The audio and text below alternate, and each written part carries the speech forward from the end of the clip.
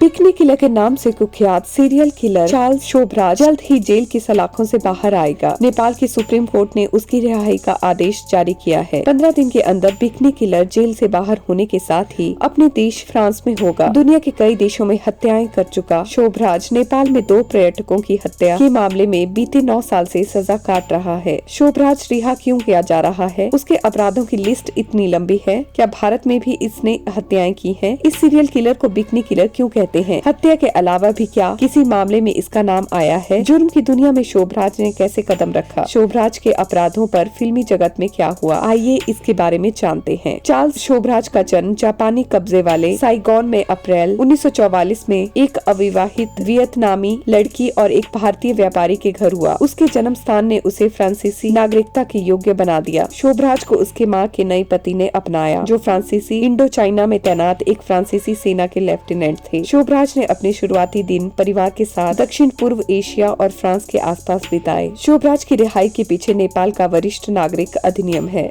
इसका जिक्र फैसले में किया गया। शोभराज के वकील लंबे समय से क्षमादान के लिए अदालत के हस्तक्षेप की मांग कर रहे थे। विभिन्न याचिकाओं में उन्होंने वरिष्ठ नागरिक अधिनियम प्रावधानों का हवाला देते हुए उसकी जेल की सजा में छूट की मांग की, जो उम्र दराज कैदियों की सजा में छूट की अनुमति देता है। शोभराज इस वक्त 78 साल का हो चुका है। यही अधिनियम उसकी रिहाई का बड़ा कारण बना। इसके साथ ही नेपाल में फ्रांसीसी दूतावास ने भी शोभराज की सेहत को देखते हुए उसकी रिहाई के लिए नेपाल सरकार से संपर्क किया। शोभराज के वकील ने उसकी रिहाई पर कहा कि शोभराज पिछले 20 सालों से जेल में है। ये नेपाल में उसके ऊपर लगे सभी आरोपों की सजा अवधि को पूरा कर चुका है। यहाँ के कानून के मुताबिक 65 साल की उम्र से ज्यादा की कैदी का अगर व्यवहार अच्छा है तो उसकी सजा में 75% तक की छूट दी जाती है। 1975 में अमेरिकी नागरिक और उसकी कनाडाई प्रेमिका की हत्या का दोषी ठहराया गया था। 19 सितंबर 2003 को गिरफ्तार शोभराज की आजीवन कारावास की सजा अगले साल 18 सितंबर को खत्म होनी थी। वो हत्या के आरोप में भक्तपुर के काठमांडू उपनगर की एक जेल में आजीवन कारावास की सजा काट रहा था। शोभराज की रिहाई का आदेश भले ही नेपाली कोर्ट के द्वारा दिया गया हो, लेकिन एक ऐसा वक्त भी था जब इसके पीछे 9 देशों की पुलिस पड़ी थी। उसने अपने अपराध का साम्राज्य किसी एक देश तक सीमित नहीं रखा। एक समय ऐसा भी आया जब उसका इंतजार भारत समेत Nepal, Myanmar, Thailand, France, Iran, Greece और तुर्की समेत 9 देशों की पुलिस कर रही थी। रिपोर्ट्स की माने तो शोभराज ने 20 से ज्यादा हत्याओं को अंजाम दिया। उसने फ्रांस, भारत, नेपाल के कई जेलों में सजा काटी है।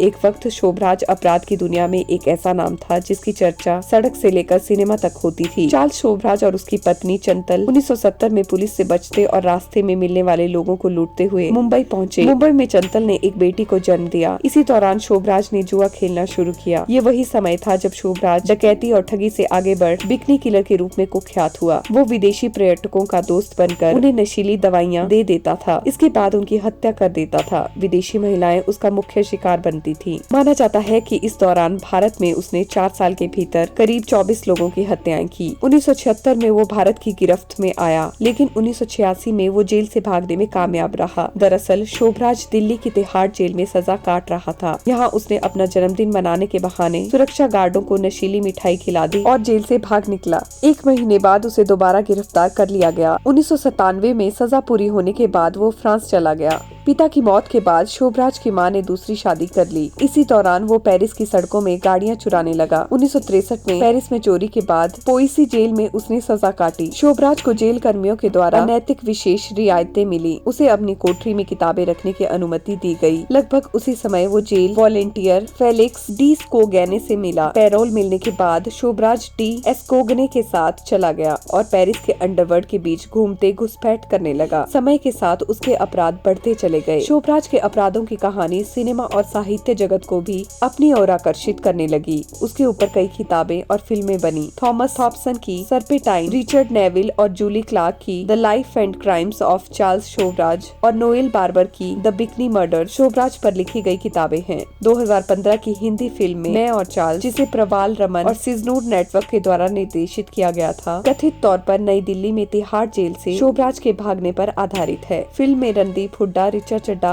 आदिल हुसैन, टिस्का चोपड़ा और एलेक्स ओनेल प्रमुख भूमिकाओं में है। मिनी वेब सीरीज द सरपेट भी शोभराज के ऊपर ही बनी है। अप्रैल 2021 में नेटफ्लिक्स पर स्ट्रीम होने से पहले बीबीसी के द्वारा कमीशन की गई इस सीरीज को जनवरी 2021 में यूके में प्रसारित किया गया था। इसमें ताहर रहीम ने शोभराज की भूमिका निभाई थी।